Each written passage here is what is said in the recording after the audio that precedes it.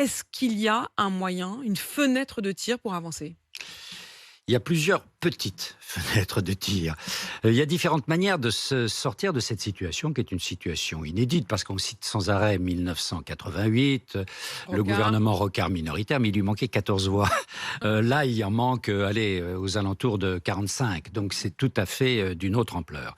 Alors, la première sortie possible, c'est fonctionner avec des majorités d'idées, c'est-à-dire en fonction du projet de loi portant telle ou telle réforme, on va chercher à gauche, on va chercher à droite, on va chercher même jusqu'au RN, puisque le RN disait que, par exemple, si sur des projets de sécurité relatifs à l'immigration, ça allait pour eux dans le bon sens, eh bien, ils s'associeraient au vote.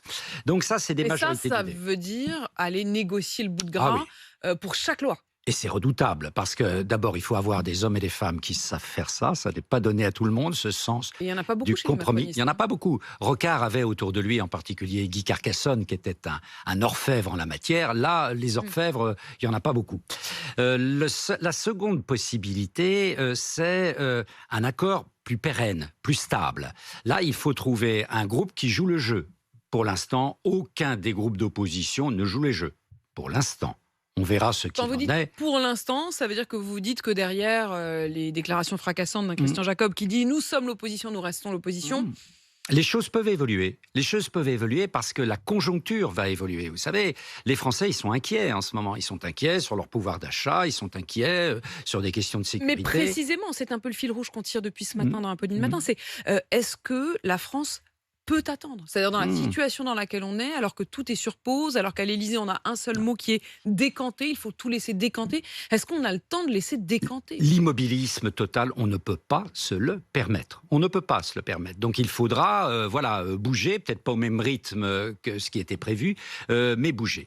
Le troisième scénario, la troisième fenêtre de tir, c'est en effet que tout ça devienne de plus en plus compliqué, qu'il y ait des tensions, et des tensions même en dehors du Parlement. Et à ce moment-là, la solution, mais est-ce une solution? La solution de la dissolution Ouais. peut apparaître. Mais attention, c'est à haut risque.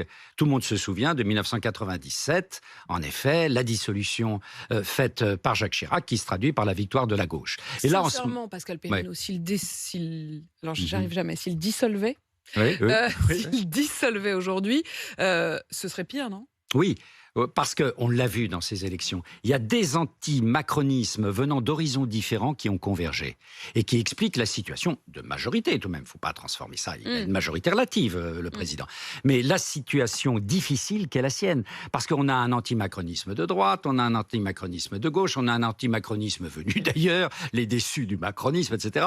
Ça fait beaucoup pour le président.